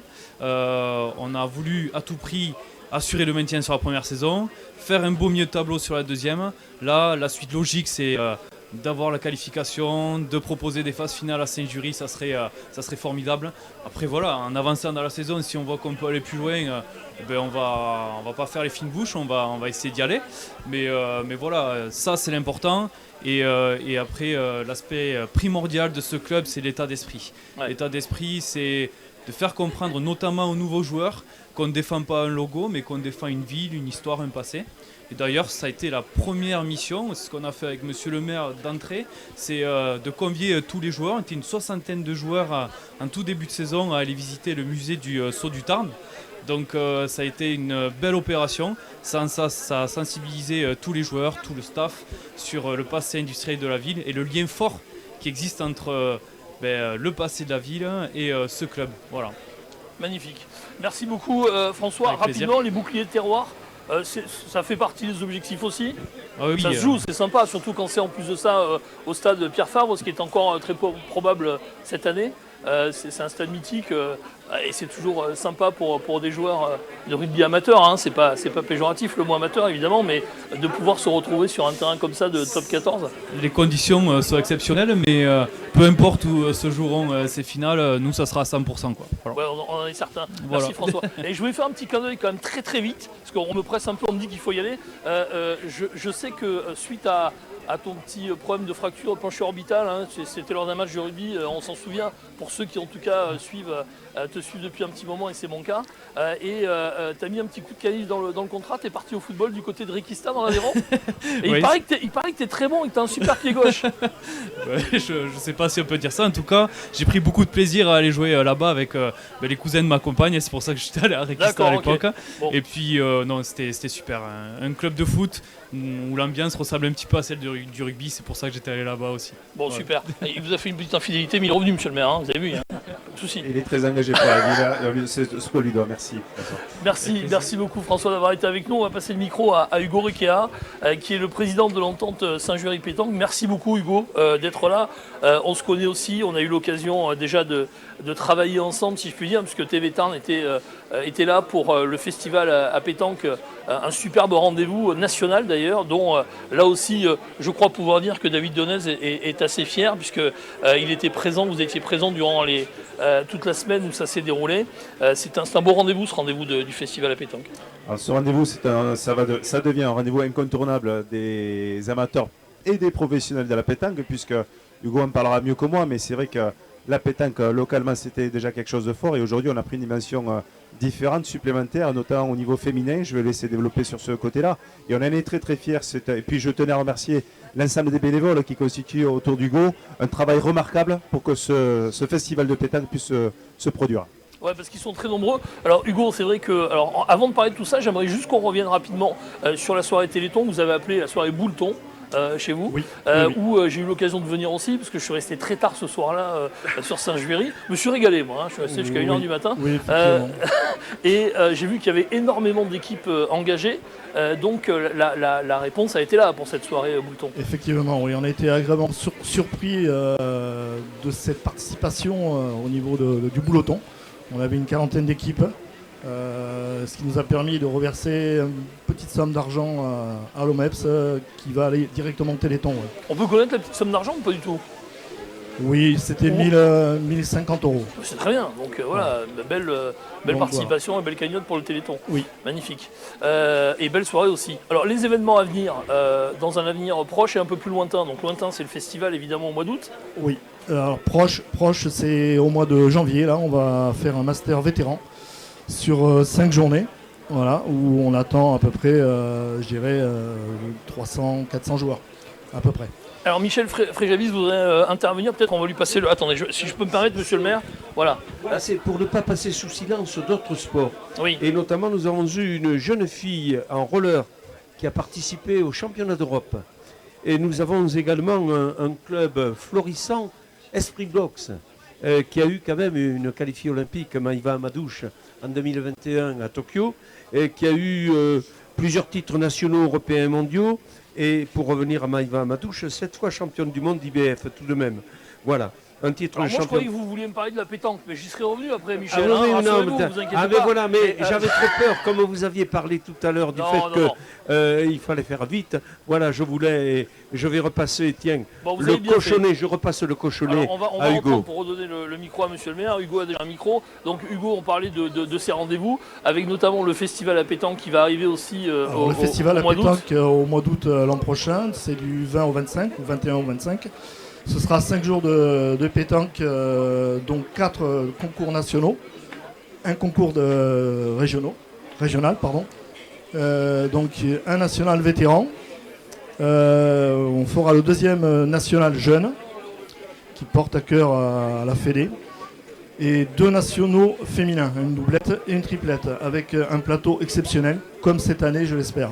Bon, et grâce à notre marraine Charlotte Darode, qui sera de nouveau marraine donc pour ce deuxième rendez-vous, d'accord. Qui sera là aussi, voilà, multiple championne du monde, oui, d'Europe et de France.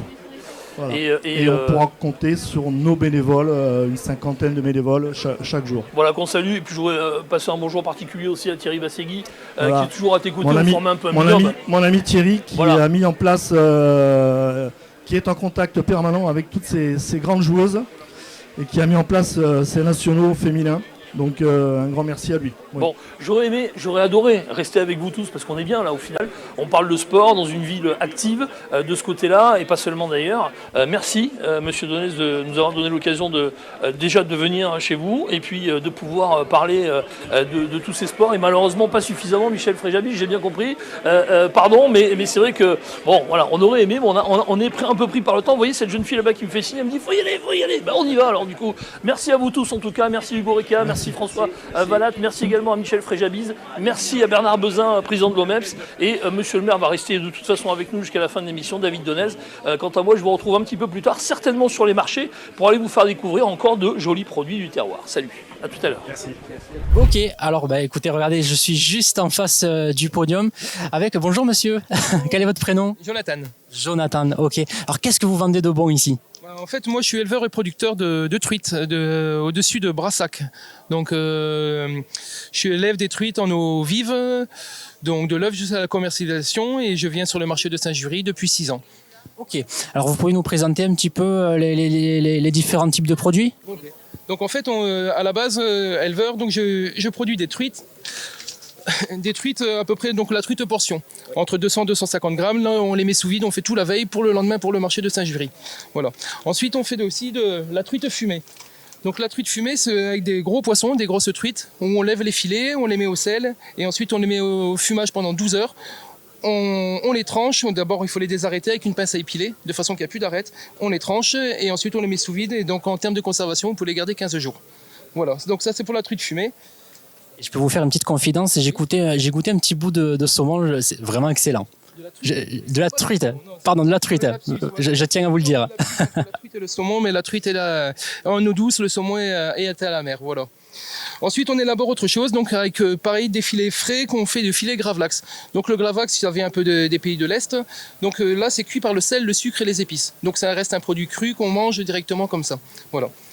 Et enfin, pour finir, on fait la rillette de truite. Donc une rillette de truite, toujours avec des grosses truites qu'on met en courbouillon, qu'on décortique pour y garder que la chair, qu'on mélange avec des épices, du sel, du poivre et de la crème fraîche. On le lie, donc on fait de la rillette de truite. Voilà nos produits qu'on élabore sur le marché de Saint-Jury. Alors Jonathan, comment est-ce qu'on pourrait la cuisiner, la truite? Le plus simplement, donc les truites entières, vous pouvez les cuisiner directement à la poêle. Donc vous les farinez, vous mettez un peu d'huile d'olive, vous les faites revenir un peu avec de l'huile d'olive. Et moi je suis natif du Nord et donc on cuisine beaucoup au beurre. Et donc en mettant un peu de beurre pour les finir de les cuisiner, voilà, ça relève un peu et voilà. Le secret d'une bonne recette. Le secret d'une bonne recette, tout à fait. Avec quoi on peut l'accompagner?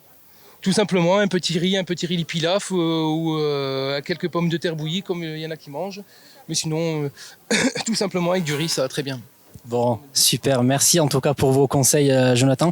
Vous êtes un fidèle du marché de Saint-Jury? Moi, fidèle, ça fait 6 ans que je suis au marché, donc depuis 2018. Mais moi, je suis producteur et éleveur, mais je viens en période hivernale. Le malheur de ce marché, c'est qu'on n'est pas beaucoup couvert, il n'y a pas énormément de zones d'ombre et qu'en plein été, c'est le cagnard. Et en fait, je viens avec des produits frais, des produits vivants derrière, donc avec des truites vivantes. Et en fait, les produits s'altèrent énormément et trop rapidement. Donc c'est pour ça que je viens que l'hiver. Bon, l'avantage, c'est que c'est une ville où il faut bon vivre avec des gens très agréables. Ça réchauffe un petit peu le cœur, comme ce matin.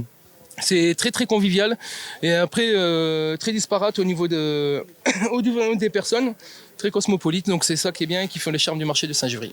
Bon. Merci beaucoup en tout cas, Jonathan. On vous laisse travailler avec vos clients. Merci et à très bientôt.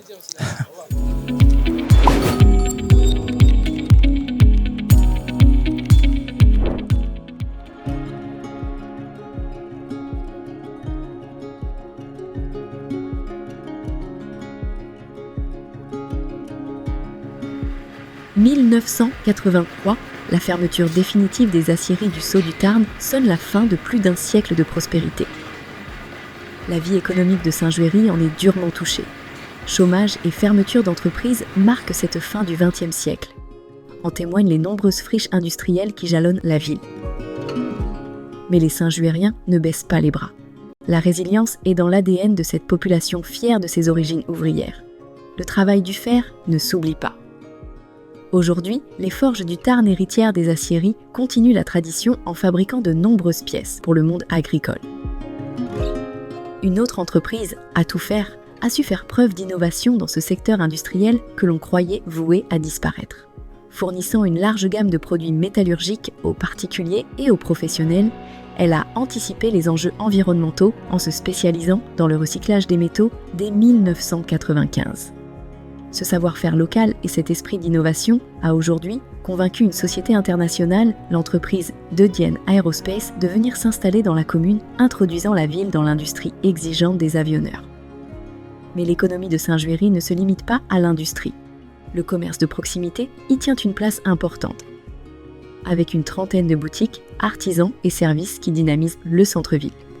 Sabrina Laurier, présidente du collectif Saint-Juéry Entreprises, elle-même caviste au cœur de la ville, défend une approche particulière de la solidarité inter-entreprise. Donc on a créé un collectif d'entreprises, collectif Saint-Juéry Entreprises, où le but, ça a deux buts. Un, de se connaître les uns les autres. Deux, faire voir que dans notre ville, on a un tissu économique qui est solide et divers et de qualité. Et on n'a pas que les commerçants. On a tout. On a les commerçants, on a des artisans, on a des grosses boîtes comme Volstat ou Entreprise Romuo qui a quand même une vingtaine de salariés, À Tout Faire qui a beaucoup de salariés, la CEP qui fait du sablage, on a des hypnothérapeutes, on a des infirmières, on a voilà, tout le monde. À partir du moment où on a un SIAT, on a une entreprise, on peut adhérer au collectif.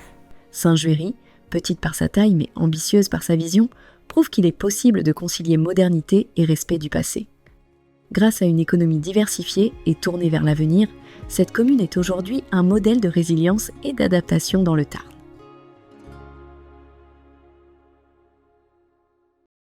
Voilà, alors on vient de voir ce petit reportage que nous avons fait sur la vie économique de Saint-Juéry. Nous sommes toujours à Saint-Juéry, nous sommes toujours sur le marché de Saint-Juéry. J'aurais peut-être m'adresser un peu à vous, David Donez, puisque essentiellement la présence de Saint-Juéry, ça a été le fer jusqu'en 83. Après, c'est fini. Mais on retrouve encore quand même une activité sur le fer au niveau économique. Alors effectivement, comme vous le dites, l'activité économique pour le maire d'une ville, c'est relativement important.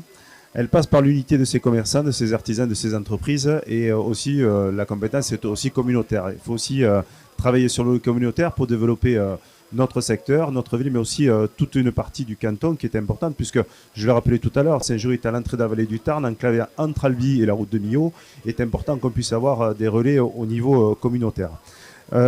C'est vrai que quand une ville comme Saint-Juéry, à l'image de Groyer, Carmont, Mazamet, après le déclin de l'industrie métallurgique et sidérurgique, c'est difficile de s'en remettre. C'est vrai que c'est difficile. Il faut pour ça, en tout cas au niveau de la municipalité, rendre la ville attractive, innovante. Elle passe aussi par la rénovation de ses voiries, un partenariat de proximité avec un collectif particulièrement dynamique, mais je laisserai mes amis en parler tout à l'heure, le collectif Saint-Juéry Entreprises, et des entreprises locales qui sont particulièrement investies au niveau associatif. Voilà. C'est l'unité de ces sources qui permettent d'amener une belle équation, en tout cas sur la relance économique de notre ville. Alors, on va tout de suite justement me tourner vers nos deux invités qui est ici. Tout d'abord, on va parler avec Anne Remuo. Vous l'avez écrit sur ça m'aide, hein, ça m'aide. Voilà. Alors, on va parler aussi de votre entreprise, mais là, vous êtes là plus spécialement pour nous parler du collectif Saint-Juéry Économie. Oui. Dont on a vu dans le reportage de la présidente, donc Sabrina Laurier. Sabrina Laurier. Alors vous allez nous en dire un peu plus. Alors ce qui était intéressant et ce que moi j'ai ressenti justement en discutant avec Sabrina, c'est que il y avait un esprit particulier. Ce n'est pas une association. Nous sommes un collectif en fait. La différence d'une association de commerçants, le collectif regroupe artisans, commerçants, que ce soit du centre-ville comme c'est sur tout le territoire. Et pour nous, c'est dynamiser la ville dans son ensemble, créer des partenariats. Donc effectivement, on a un lien avec la mairie, bien sûr, privilégié. On a des activités ou des animations spécifiques, par exemple, où on va mettre en lien avec les écoles. On a les marchés nocturnes que nous en faisons de l'été, ou avec en lien avec les associations sportives, avec Luca Pial, dont vous avez eu tout à l'heure. Pour nous, c'est intéressant de tisser un lien artisans, commerçants, habitants, plus le cœur. Ah non, c'est un collectif, pas une association. Non, c'est ça, j'ai dit. Vous travaillez également avec les associations? Aussi, tout à fait, en lien. Ce qui les n'est pas associations. Très fréquent, on va dire, pour une association de commerce. Oui, mais après, à Saint-Jury, il y a cette mentalité aussi. Tout le monde est pour le fait de dynamiser la ville. On s'y retrouve tous aussi, une animation de week-end, en semaine, pour les fêtes. On a Halloween, on a Pâques. Tout ça, ça amène de la vie. Ça amène aussi des habitants à consommer. Tout le monde s'y retrouve. On cherche un artisan, on cherche un commerçant. Il y a ce qu'il faut sur Saint-Jury. Alors, on est d'accord, bientôt il y aura une boucherie. Pourquoi pas avoir bientôt un poissonnier? Je veux dire, il y a une offre, il y a du monde. Et à nous de dynamiser ça et d'y participer. Ça facilite l'arrivée de quelqu'un qui veut venir s'implanter. Bien sûr, et puis des enfants, des écoles, ça fait vivre, c'est un tissu économique. D'accord. Alors, d'autre part, vous êtes aussi chef d'entreprise. Oui, alors, tout à fait. Voilà, l'entreprise Remuo. Oui, apiculture Remuo. C'est l'apiculture. Hein. Oui, c'est ça. Alors, bon, je me suis un peu renseigné quand même sur votre entreprise. Merci. Alors, vous êtes bien sûr, on va dire les ruches, mais vous êtes surtout, ça, j'ai trouvé intéressant, c'est que vous fabriquez une bonne partie du matériel qui est nécessaire pour les gens qui sont des professionnels de... Voilà, nous, notre clientèle, c'est le particulier et le professionnel dans l'apiculture. Donc déjà, Remuo, c'est une exploitation. Donc on a 800 ruches, on produit notre propre miel. C'est ce que l'on vend, on le transforme, on fait des pains d'épices. Le nouveau dernier petit produit, c'est le caramiel. Il a 4 jours, donc ça à venir déguster, n'est-ce pas? Mais sinon, oui, on a une menuiserie, on fabrique des ruches, on fabrique la quincaillerie pour les ruches, on fabrique la cire pour les ruches. Et après, on a diversifié l'entreprise avec des composteurs que nous livrons notamment à l'agglomération albigeoise. Les décos de Noël aussi, ça fait partie de toutes nos petites spécificités. Après, c'est la diversité qui fait vivre aussi à aujourd'hui. Être que dans une niche, c'était peut-être un peu restreint. On a 17 salariés à faire vivre, donc oui. Il faut diversifier. Et alors, vous vous adressez pas exclusivement au marché de l'albigeois, on va dire? Ah non, on est... non, on vend au plan national, on a même quelques revendeurs à l'étranger, oui, effectivement. D'accord, donc c'est vraiment... alors c'est quelque chose qui existe depuis longtemps? L'entreprise, la société existe depuis 1996. On a un deuxième point de vente à Barbantane, qui est dans le département du 13, qui est tenu par mon frère aîné. Ça reste une entreprise familiale? C'est une entreprise... À la base, oui, c'est une entreprise familiale. Après, dans la continuité, nous la gérons comme une famille, oui. D'accord. Alors... On parle d'entreprise familiale, je crois qu'on va... Là, je peux passer le micro, voilà. Là. Oui. Tout à fait. Merci. Alors, Jean-François Lagoursette, moi j'ai rencontré votre père, hein, qui est le fondateur de cette entreprise. Je dis, enfin, c'est un peu une saga familiale. Bon, ça dépend de vos enfants, hein. Mais a priori, jusqu'à présent, ça reste bon. J'ai encore le temps. Vous avez encore un peu le temps. Hein. Alors, on parlait du fer. Effectivement, le fer est présent aussi. Il y a encore de l'activité du fer. Alors, vous allez peut-être nous préciser exactement quelle est votre activité sur les métaux. Exactement. Nous, on est revenu un petit peu sur le domaine vraiment des aciers, dans la continuité des aciéries depuis maintenant plus de 100 ans ici sur le coin. On est sur les bâtiments des aciéries. On commercialise principalement, pour ma société, tout ce qui gravite un petit peu autour du domaine des aciers, des ferrailles de construction, des aciers d'usure, des aciers pour les centrales hydroélectriques, des aciers de prison aussi, utilisation pénitentiaire, tout ce qui est caillebotis, grillage, voilà, vraiment tout ce qui gravite autour. Très très vaste. À partir du moment où il y a de l'acier, vraiment même une chimie vraiment pointue des aciers, on commercialise. Alors la particularité, c'est que, et ça a commencé, je crois que l'aventure de votre père a commencé comme ça, c'est que c'était de la récupération. Tout à fait. Mon père a commencé, nous avons maintenant sur notre 30e année, depuis 1995, et il a commencé par rajouter une société qui est dans la récupération, un récupérateur. Ils ont commencé avec ma mère, tous les deux. Aujourd'hui, il y en a plus de 35 sur le groupe en totalité. 2015, donc, la société a continué, a été créée de mon côté au niveau de la vente de produits métallurgiques. Et mon frère continue toujours la partie recyclage à l'heure actuelle. aujourd'hui dans l'ère du recyclage. Nous, c'est quelque chose, un domaine qu'on connaît quand même depuis 30 ans. Vous étiez un peu en aujourd'hui. avance d'ailleurs à la base. Parce que, tout ce qui est recyclerie, tout à fait, oui. Par rapport à cet aspect. Vos clients c'est qui vos clients? Du particulier, de l'entreprise? Tout à fait. Ça va du particulier jusque dans le domaine du professionnel, auto-entrepreneur, les petites sociétés, les grosses sociétés, dans le domaine aussi industriel. Et depuis, justement, c'est intéressant, qui sont nos clients, depuis 2017, on a lancé un site de vente en ligne qui est dans le domaine de la vente de ferraille, qui s'appelle La Mine de Fer. Tout ce qui est au national, professionnel, particulier, dans le domaine du bricolage. Le net vous permet effectivement d'avoir ce marché plus large. Exactement, toucher plus loin et vraiment toucher aussi les départements qui n'ont pas de vendeurs de produits métallurgiques, ce qui est quand même un domaine assez rare au final. Voilà, on a élargi un petit peu le portefeuille. Est-ce que, je dirais, c'est un hasard le fait que vos parents fondateurs finalement se sont implantés à Saint-Juéry plutôt que de l'autre côté du Tarn, j'allais dire, de la rivière du Tarn, c'est-à-dire du côté d'Albi? Par un hasard, non. Le destin déjà qui a mené mon père ici, oui, les affaires, le destin, comme il dit assez souvent. Après, le fait d'avoir développé et revenir vraiment sur le domaine, le cœur même des aciéries, Saint-Juéry, non, c'était prévu pour nous. Il fallait qu'on y revienne. Il n'y a pas de hasard. Il n'y a pas de. Ça reste quand même dans la logique. Oui, c'est logique. Alors je crois que vous êtes plus ou moins à côté. Hein. On est voisins, tout à fait. Vous êtes voisins. C'est le numéro 3, toi c'est le numéro 5. C'est bon. On s'entend relativement bien. Société très dynamique.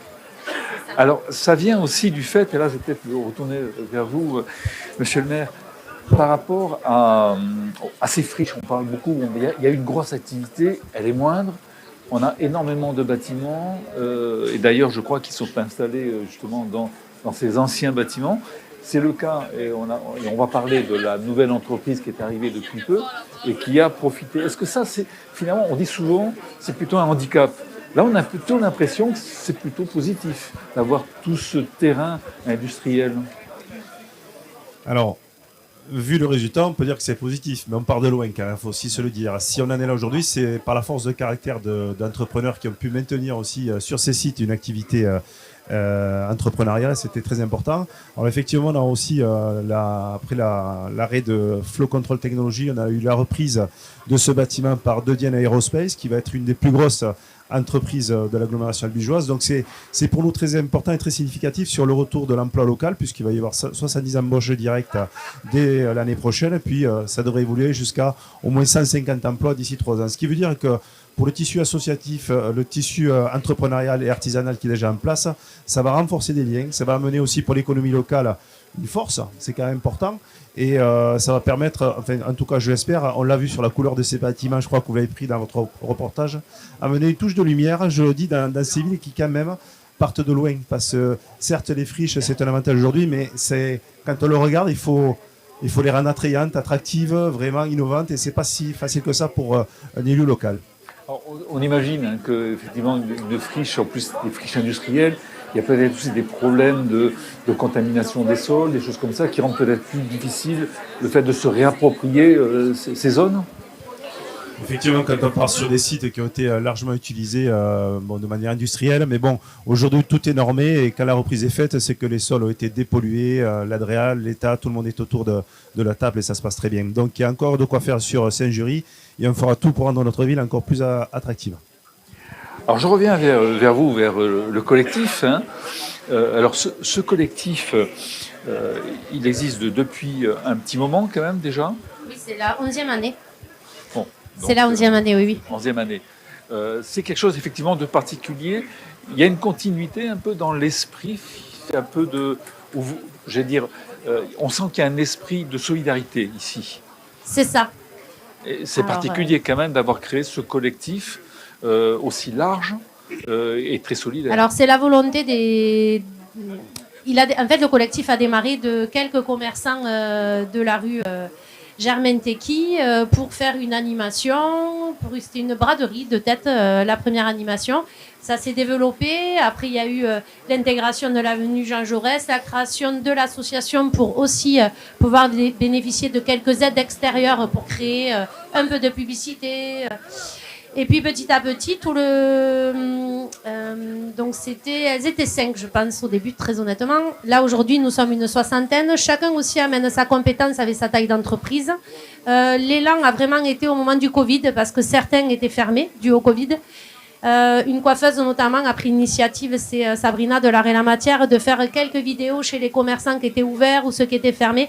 Ça a été un premier élan aussi de dynamique de communication. On a compris que la communication de nos commerces et artisans était important pour se faire connaître, parce que certaines Saint-Juriennes ne connaissent pas forcément l'offre saint-jurienne.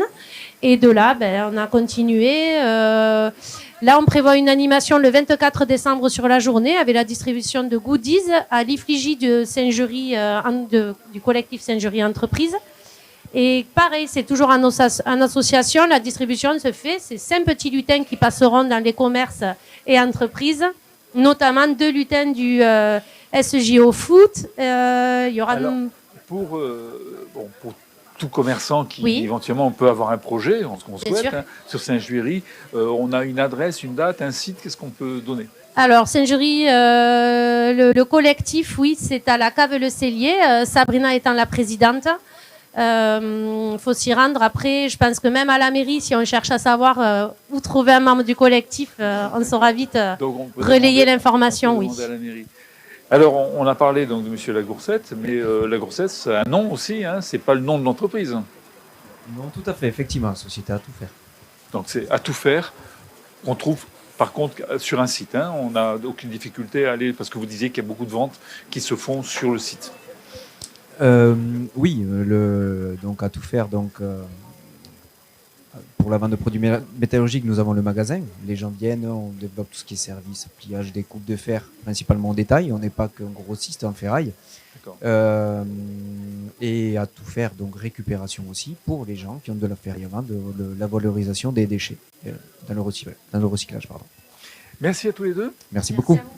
Alors, on va poursuivre toujours. Alors, on va essayer de rejoindre maintenant, essayer même réussir, vous allez voir, de retrouver Pierre qui est quelque part sur le marché et qui va s'occuper de pâtisserie. Alors, on va peut-être rester un peu plus longtemps, à mon avis, parce que Pierre, c'est un gourmand. Alors effectivement, nous sommes sur le marché. Regardez devant la biscuiterie d'Émier. On va montrer des images, Lucas, de cette biscuiterie. Alors moi je vais taper, je vais monter. Ah, je viens parce que j'ai le droit. On m'a dit que j'avais le droit de vous rejoindre ici. Alors vous avez ici Marie, ça c'est la fille. Et vous avez ici Véro. Je t'appelle Véro, hein, oui. Hein, on se dit tu. Bon, on est bien, on est pas mal. Véronique, c'est la maman, ça, vous voyez. Et là, devant, vous avez des échaudés. C'est des gâteaux que vous faites maintenant depuis 105 ans à la biscuiterie d'Émier, c'est ça? Oui, bien sûr, depuis 5 générations. Marie est la 5e génération. D'accord. Elle a quel âge, Marie? 35. D'accord. Donc, et alors, c'est papa et maman ou papy, mamie qui ont commencé? C'est l'arrière-arrière-grand-père, puis après le grand-père, puis après son autre grand-père, son papa, et puis nous, voilà, il y a quelques... Alors, les échaudés, c'est quoi exactement? Alors, les échaudés, c'est un biscuit, et j'y tiens à ce que ça soit un biscuit, parce que tous les biscuits sont cuits 2 fois, et c'est dit dans le nom, biscuit, 2 cuissons. Ah oui, on a appris, vous le saviez ça, vous, chez vous? Biscuit, cuit 2 fois, bis... c'est pas une pâtisserie. Voilà. Si on avait appelé ça terre cuite, 3 fois, bon. Voilà. Alors, Véro, il y a quoi dans ces biscuits? Alors, dans ces biscuits, c'est tout simple, il y a de la farine, de l'anis, de l'eau, de la levure, du sel, et c'est tout. Et voilà, et puis c'est très bon. Donc vous venez ici, puis vous goûtez. Venez monsieur, il y a des superbes échaudés. Ils sont... Non, elle n'a pas tout dit. Elle n'a pas tout dit. Non, regardez, vous voulez qu'on dévoile un secret? Regardez, on va chanter ensemble avec Véro. Pour un flirt avec toi, je ferai n'importe quoi pour un échaudé. Avec toi, ah bah oui, forcément. Alors, tout est fait à la main. Alors oui. Tout est fait à la main, sauf ceux-là qui sont faits à la machine, mais ceux-là sont tous faits à la main. Alors, quelle est la différence entre les faits à la machine et les faits à la main? Alors, ceux qui sont faits à la main, c'est des échaudés, c'est sans sucre et sans matière grasse, alors que les Jeannots sont faits à la machine, à l'emporte-pièce, et ceux-là ont un peu de sucre et de margarine végétale. Marie, Viens avec nous, Marie, là. Elle est trop loin, Marie, là. Venez, on se tient chaud, vous aviez froid, vous m'avez dit ce matin. Bon, et comment ça va avec Véro, là? Ça se passe bien? Ça va. Ça dépend des jours, mais dans l'ensemble, ça va. Elle paye bien? Oui. Bon, super. Bon, merci à toutes les deux pour votre sourire. Et venez, parce que vous avez vu, regardez, elles sont sympas comme tout, Véro et Marie. La biscuiterie Démier, depuis 105 ans, je peux vous dire qu'au niveau qualité, vous trouverez pas mieux. C'est à Carmaux, vous êtes à Carmaux? Oui, à Carmaux, 2 bis avenue de Rosières, entre le cimetière de Sainte-Cécile et le stade de foot. Et ben voilà. Bon, qu'est-ce qu'on fait? On termine en chanson? Ouais, si tu veux. Allez, pour un flirt avec toi, je ferai n'importe quoi. Merci Eric, hein, je vous laisse, hein, moi je pars avec Véro et Marie. Hein. Salut. Hein.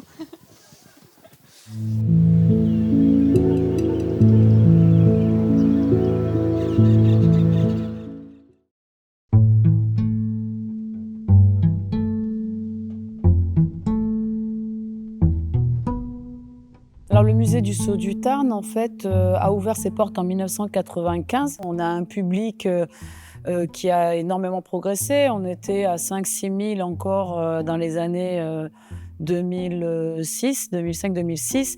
Et aujourd'hui, on touche plus les 12 000 visiteurs. C'est en fait un public qui est très varié. Ça, c'est la diversité du public qui est quand même notre atout premier. Aujourd'hui, on a beaucoup le public famille, les jeunes, on accueille beaucoup de scolaires. Donc voilà, il y a un public qui est vraiment très varié. Il y en a pour tous les goûts et ça se retrouve dans la fréquentation.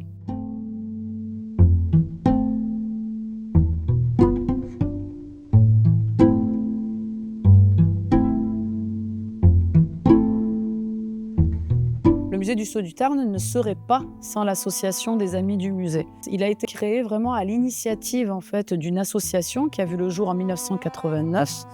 On leur a attribué ce lieu et c'est eux qui ont œuvré, qui ont fait les maquettes, qui ont travaillé sur la scénographie, qui ont vraiment été aux prémices de ce musée qu'ils ont pu ouvrir en 1995. Donc c'est vraiment la ferveur, la confiance, la motivation en fait, des anciens ouvriers de l'usine qui a fait que ce musée est et qui dispose aussi de ses collections parce qu'ils ont eu ce souci dès le départ de collecter en fait nombre d'objets de l'usine qui constituent aujourd'hui les collections du musée. Donc il y avait vraiment un élan patrimonial, une volonté de préserver la mémoire ouvrière.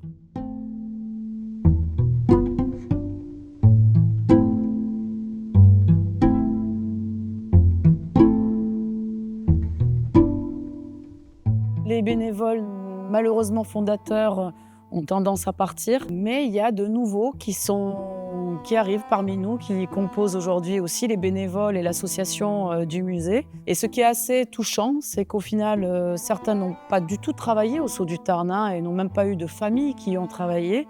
Ils viennent de d'autres secteurs professionnels. Mais en revanche, ce qu'on se rend compte, c'est qu'ils ont ce même attachement au lieu. Le bâtiment est l'écrin le plus favorable pour ce musée, c'est son identité. Vous le remarquerez sur tous nos outils de communication, on met le bâtiment à l'honneur. Pour moi, quand je rentre encore dans ce musée, je vibre encore. Oui, alors nous venons de voir un reportage que nous avons tourné au musée Sceau du Tarn. Vous avez vu, c'est un musée qui reste très intéressant et on n'a pas forcément cette idée-là, je dirais, à l'ouverture. Et puis en fait, quand on rentre, il y a énormément de choses à découvrir et notamment des maquettes animées qui nous permettent de mieux comprendre la vie des ouvriers et le système de fabrication également du métal. Pour en parler, parce que ce sont les associations, on vous l'a dit, qui ont commencé, ce sont des anciens ouvriers qui ont monté ce projet. Pour en parler, on retrouve Philippe Houdet, vous êtes bénévole, c'est vous qui avez vous participez justement à cet entretien.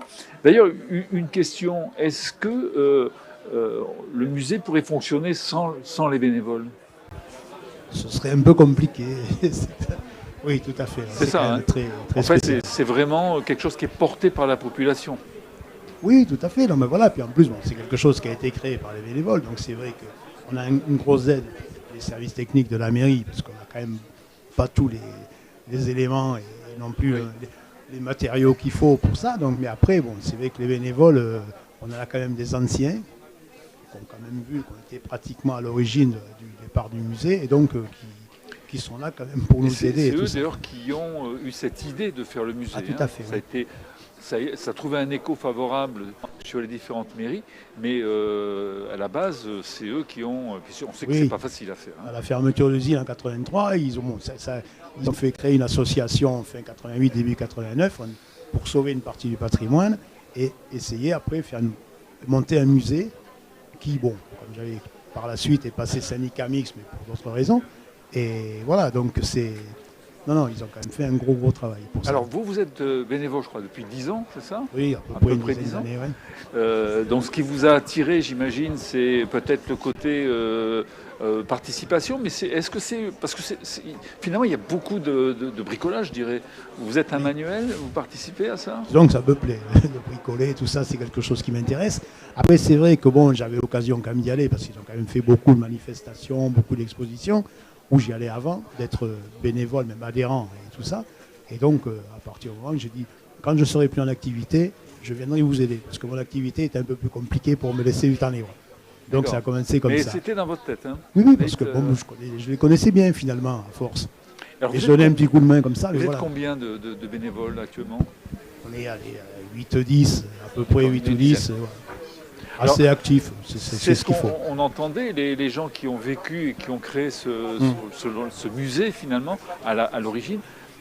L'âge venant, il y en a de moins en moins. Tout à fait. Il y a une nouvelle génération qui vient là parmi vous. C'est un peu compliqué quand même. Hein, il faut être disponible aussi. Hein. Oui, et puis bon, c'est vrai que les associations, le bénévolat est de plus en plus difficile. Donc voilà, on arrive quand même. Mais bon, ça m'amenuise et voilà. Après, il se fait beaucoup de choses hein, dans ce musée. Il n'y a pas que le musée en lui-même. Hein. On est énormément on a une direction qui est très dynamique hein, et donc il se fait autre chose. C'est quoi ce sont des représentations, c'est quoi?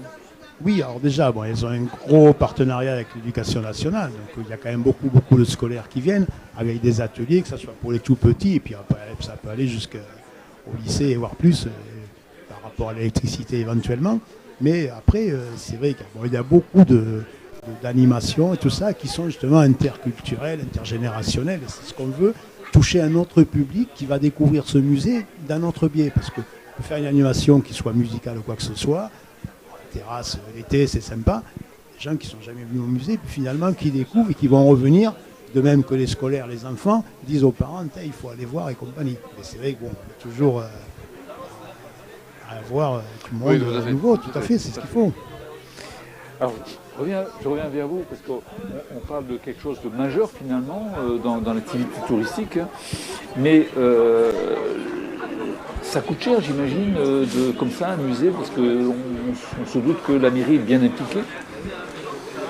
Alors oui, effectivement, un musée, effectivement, ça, c'est pas un coût, c'est un coût qui n'est pas neutre. Hein. Aujourd'hui, ce musée est géré sur le plan financier à 50% par le conseil départemental, 40% par la ville de Saint-Jury, 10% par la ville d'Arthès. Voilà.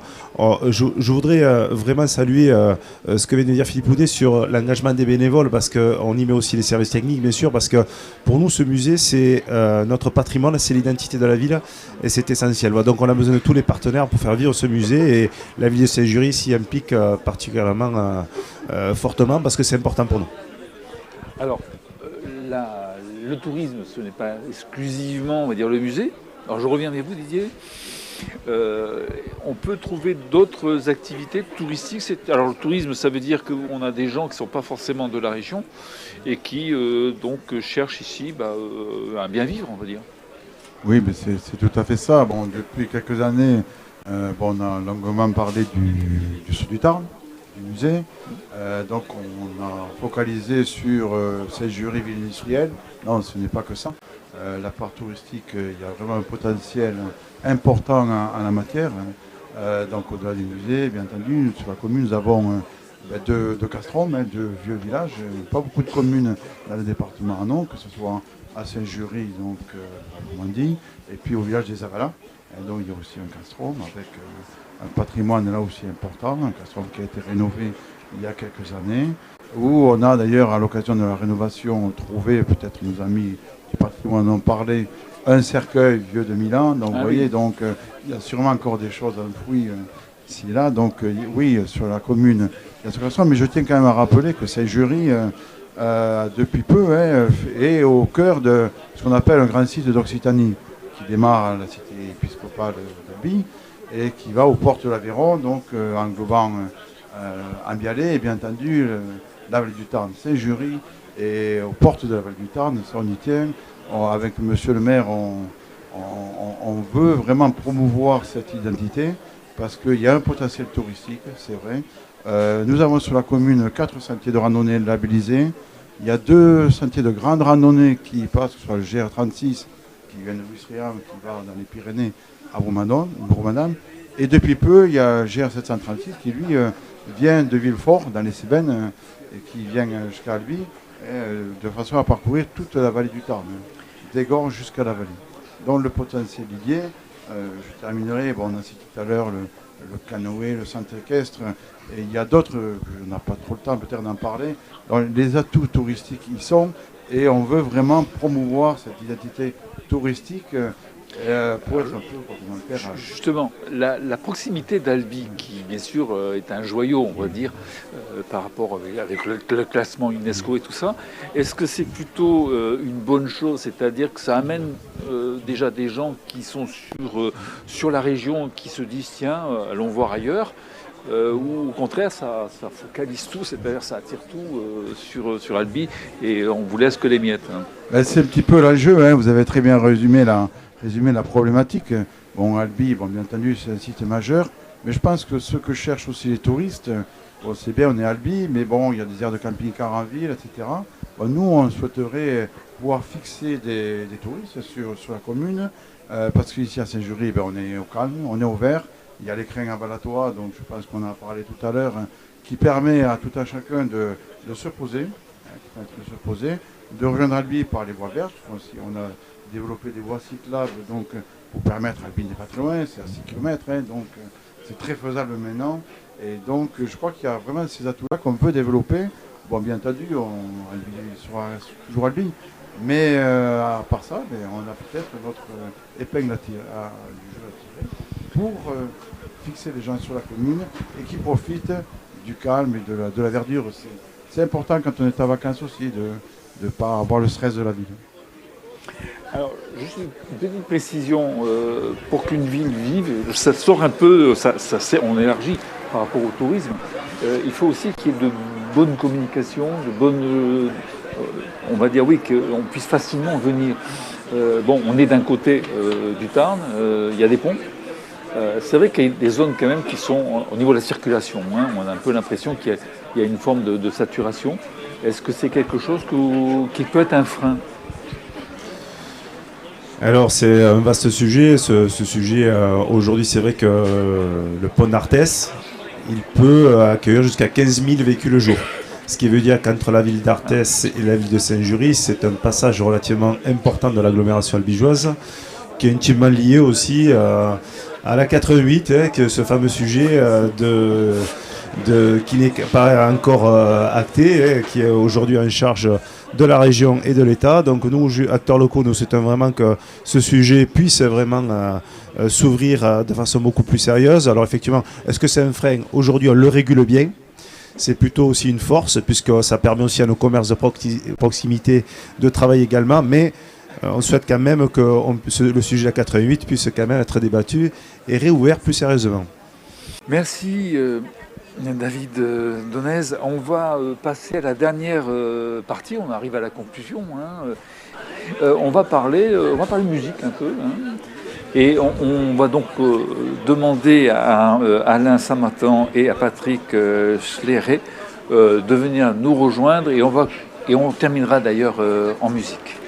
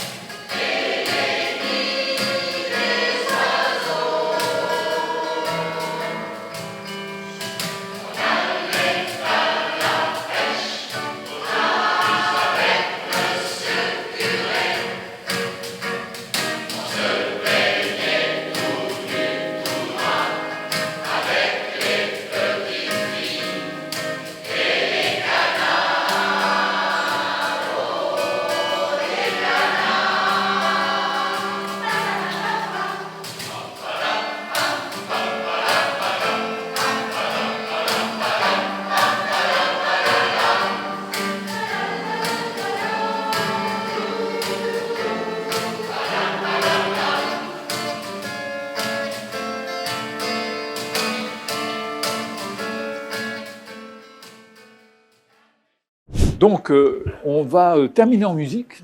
Une bonne chose de terminer en musique avec Alain Samatan. Bonjour. Bonjour. Vous êtes président de la chorale La Croche-Cœur. Oui, avec oui, un tout petit à jeu fait. de mots dans l'écriture, je crois. Un petit jeu de mots, oui, entre la musique et l'envie de partager la passion. Alors, une chorale, c'est vrai que c'est beaucoup de gens, en principe. Nous sommes 73 choristes. Ah oui, quand même. Oui, Quand c'est un gros bout. C'est un Bon, gros bout. ça doit faire du bruit, effectivement. Alors, la chorale a une image un peu plutôt d'église, on va dire, ou de musique un peu traditionnelle. La vôtre est ouverte davantage, puisque vous avez interprété même des chansons. Oui, la nôtre est ouverte à tous les répertoires, à tous les goûts musicaux, puisqu'on part de Mozart à Johnny Hallyday, en passant par Nino Ferrer, il y a aucun souci. Ouais. Les gens qui viennent de cette chorale, bon, nombreux quand même, c'est pas toujours facile, j'imagine, de les regrouper. Déjà, des fois, on dit à un orchestre, ils sont 4, oh là là, ça va être compliqué. Donc on imagine avec ce nombre-là, vous chantez pas tous ensemble. Il y a des petites Alors compositions. on a la chance d'avoir la possibilité de répéter 2 fois par semaine. Donc le lundi, nous répétons par pupitre, et le mardi, tout le monde se retrouve pour une générale avec un chef de chœur qui arrive quand même à nous tenir un petit peu, parce que 72 adultes, c'est compliqué. J'imagine, Ils sont tous là. Vous leur promettez quoi, un petit verre peut-être à la fin, histoire de dégager la voix? Pardon? Non, pour les faire venir, je veux dire, pour être sûr qu'ils viennent, vous leur proposez quoi? Alors je pensais à... Alors on leur propose du sourire, de la gaieté, Bah voilà, c'est bien. de l'envie de partager, et surtout ça, voilà. C'est composé, alors la composition, ce sont des gens plutôt âgés, les jeunes manquent ou pas? On dit souvent plus de femmes que d'hommes? Alors, il y a 18 ans qu'on a démarré, il y avait effectivement énormément de femmes et on devait être 2-3 hommes. Et il se trouve qu'on a la chance maintenant d'avoir des pupitres, 4 pupitres bien répartis, et on a une vingtaine de chœurs d'hommes. Donc, on arrive à se faire entendre. D'accord, vous n'avez pas à vous plaindre, on va dire, parce que c'est souvent un peu les problèmes, c'est de trouver des hommes et puis effectivement trouver des gens un peu plus jeunes pour venir... Pour ce qui est de l'âge, effectivement, c'est très dur de renouveler, mais même si la moyenne d'âge commence à être élevée, l'envie de se retrouver, l'envie de chanter fait qu'on ne voit pas l'âge. Dans la voix, ça ne s'entend pas. Alors vous chantez où? Partout on veut bien de nous. Principalement à Saint-Jury, parce que notre but au départ est de faire partie de la vie culturelle de Saint-Jury et d'animer notre village. Donc, avant toute chose, on chante sur Saint-Jury, et ensuite, si on nous appelle à l'extérieur, on y va avec plaisir, bien sûr. Alors le déplacement, ça doit quand même, vous prenez des bus, j'imagine. On fait du covoiturage quand c'est pas trop loin. Bon, oui, si vous allez beaucoup plus loin, ça sera plus problématique. Vous prenez carrément un train entier. Ah non, mais pour partir à Lyon, puisqu'on est parti représenter notre ville et le département sur un concert sur Lyon pour représenter le département et aussi la région sur un thème sur l'énergie renouvelable, sur le mieux vivre avec notre pays, notre terre. Et on a été obligé effectivement de prendre un bus, mais on essaye quand même de limiter les frais, parce que même si la municipalité nous aide énormément, c'est très compliqué de pouvoir se déplacer avec des On bus. imagine. Alors si on a envie donc de venir chanter, on vient vous voir, on vous trouve facilement? On nous trouve facilement, on est à l'espace Victor Hugo, à Saint-Jury. On chante à la salle Louise Michel tous les mardis, et c'est avec grand plaisir qu'on ouvre les portes. Si les gens ont envie de se faire plaisir et surtout de passer un bon moment, ils viennent nous retrouver, il n'y a aucun problème. Qu'on connaisse la musique ou pas, c'est pas un souci. Et si on se dit, tiens, je voudrais un petit peu jeter un coup d'œil, mais de loin, Facebook, site, vous avez quelque chose comme ça? Oui, on a un site internet, www.lacrochecoeur.fr, ou une page Facebook aussi, effectivement, il n'y a aucun problème. Alors on va continuer à parler musique avec votre voisin. Alors, vous êtes le président de l'Harmonie Saint-Éloi. tout à fait. Alors c'est un orchestre, moi je me suis un peu renseigné forcément avant de vous faire venir. Donc j'ai vu que c'était quand même un orchestre qui a des lettres de noblesse, puisque c'est quand même un bon moment que ça existe. Ah, tout à fait. Oui, nous avons le plaisir et l'honneur, je dirais, d'être l'une des plus anciennes sociétés musicales du Tarn. 170 ans ont été fêtés en 2023. Voilà, dignement. Donc ça fait effectivement un grand moment. Alors là, par contre, on est quand même avec des gens qui doivent avoir un certain niveau, j'imagine, au niveau musical. Vous les trouvez où? En fait, le niveau, il est très varié. On a des musiciens amateurs comme des musiciens semi-professionnels, naturellement. Les gens viennent de tous les horizons, en fait, la musique classique, de la variété. Vous arrivez à les trouver quand même à Saint-Juéré ou dans les alentours, on va dire? Non, la plupart des gens sont Saint-Jurien ou alors de la couronne albigeoise, tout simplement. Quoi. Oui. Oui. Pas très loin? Non, pas très loin. Vous êtes combien alors maintenant? Actuellement, nous sommes, quand on est en complet, une cinquantaine de musiciens. Voilà. Pareil, donc difficile. La répétition, on l'est un peu moins, les gens ne sont pas toujours présents. Forcément. Les vies des uns des autres sont compliquées, voilà. Mais c'est vrai que c'est une histoire très longue entre la ville de Saint-Jury et l'harmonie Saint-Éloi. Alors, vous avez un répertoire qui est large? Qui est très très large, oui. C'est de la musique classique au départ, autant religieuse que classique. Ensuite, la variété internationale, française et des musiques populaires aussi. D'accord. Ça fait partie des statuts de l'association 1853. On ne peut pas être spécialisé. À toutes les musiques, à tous les possibles. Quoi. Donc on a pas mal de relations avec les voisins, les chorales locales. On a des projets multiples en partenariat avec les associations locales. Et c'est pareil de ces... je parle tout ça parce que c'est vrai qu'on en a parlé tout à l'heure, mais on a du mal avec les bénévoles de nos jours. Il y a un manque d'engagement de manière générale. Et est-ce que vous le ressentez ou pas? Tout à fait. Non, on a une difficulté, oui, depuis une quinzaine d'années, effectivement, pour recruter et trouver des gens qui veulent bien donner de leur temps. Voilà. Il y a aussi un autre phénomène, c'est qu'il y a tellement de possibilités, d'activités, de domaines divers, que c'est difficile de fidéliser les gens. Quoi, voilà. Et on trouve tous les instruments chez vous? Non, en fait, ce que nous privilégions, effectivement, c'est les instruments à vent. Donc ce sont les clarinettes, les saxophones, les trompettes, les trombones, tout ce qu'on peut trouver dans une harmonie. Voilà. D'accord. Par contre, on a une école de musique, par ailleurs, qui, effectivement, elle... prodigue des cours de piano, de guitare et tous les autres instruments qu'on retrouve à l'harmonie. Voilà. D'accord. Donc on peut commencer par l'école et éventuellement se dire tiens... On a effectivement là depuis aussi une dizaine d'années une difficulté, c'est le renouvellement des effectifs de l'harmonie. Donc toute la création de l'école de musique, mais qui date déjà depuis 1932. Ah quand même, oui, aussi.